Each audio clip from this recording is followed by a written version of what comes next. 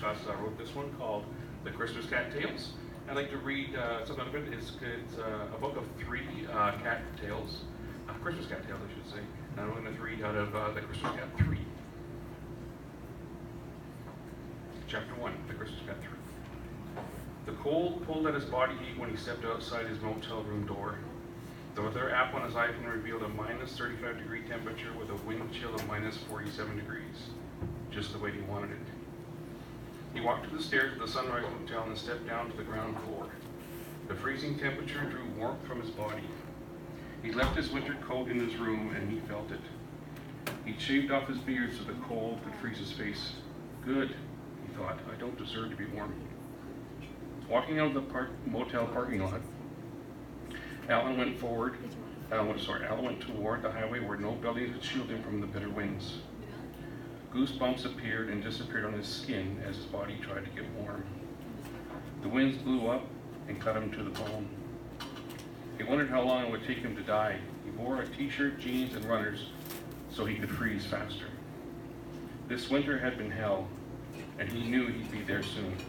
His muscles tightened. He shivered. 5 minutes passed since he'd gone out to die. Snow crunched beneath his feet as he passed through an open field by the highway. He stopped and looked up. Why did you do this to me? He said. His mind and body wanted him to cross his arms to conserve heat, but the part that wanted him to die was stronger. He left his arms at his sides. The frigid gust ravaged him and ripped out his warmth. Hypothermia started to set in. Death would happen soon, he knew it. He welcomed it. The cold burnt him, his arms, his face, his fingers, his back, his soul. He shook. Allan drew close to the highway and considered ending it by being hit by a semi-truck as a quicker way to finish it. No, he wanted a slow death. He came to the highway ditch and watched a few cars out this dark night speed past. He heard a meow. A light, soft, barely audible meow. Allan hadn't heard such a meow before. It sounded like a kitten, and he looked into the ditch. A small ball of matted fur approached him. She meowed again. Looks like a rag doll, he thought. He stepped down with a slight stumble into the ditch where the temperature felt a few degrees warmer, and the wind blew over the top. He reached the kitten and picked her up.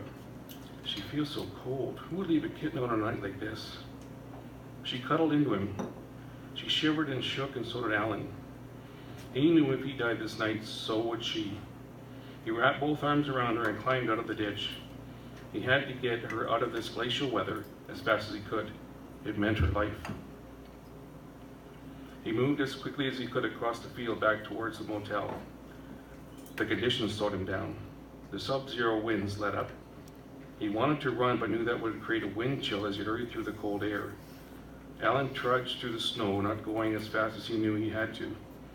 She needed him. He needed to get her warm. The winds picked up again, blowing across his back. The extreme winter temperatures dug deep into him. He never felt so cold. He reached the edge of the field and stepped onto the motel parking lot, almost there. The kitten didn't move. Allan didn't want to pull his arms away from her to check on her because a chill would get at her. They arrived. He took her up the stairs, each step a struggle, his legs freezing.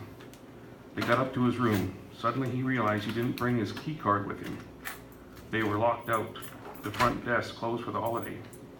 They needed to get inside now or freeze to death. Oh God, he said. Allan kicked the door and it flew open. He hadn't latched it.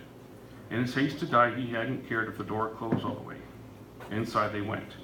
He put the ragdoll kitten on the bed and covered her with a blanket. She breathed. Thank God, he said.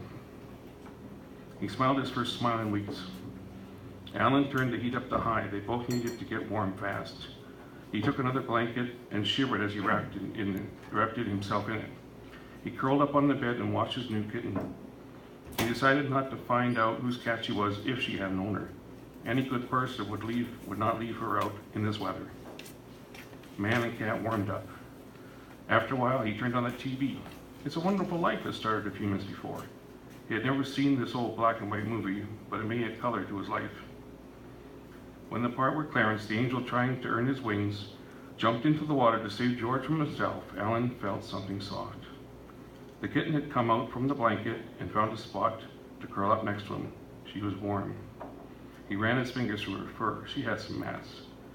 She purred. He had warmed up too. "I'm hungry, and I bet you are too," he said. He didn't want to disturb his new feline, but his leftover tuna sandwich sat in the mini fridge across the room. He picked her up and placed her back on the bed. She meowed a little. He got to the fridge and retrieved his half-eaten sandwich. He returned to the bed and put the sub beside her. She showed a quick and intense interest in the meal. She sniffed the plastic wrap and tried to bite through to the tuna.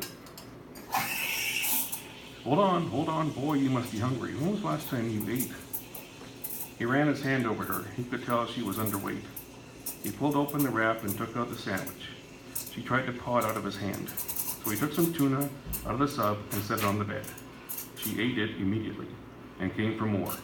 He scooped out the rest of the fish and gave it to her, and down it went.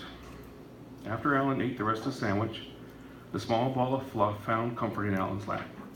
He continued watching the movie. In the classic film, George wanted to kill himself after his life fell apart, just like Allan.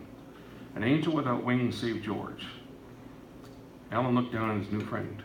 "Are you my angel with no wings?" You can find it in the Christmas Cat 3.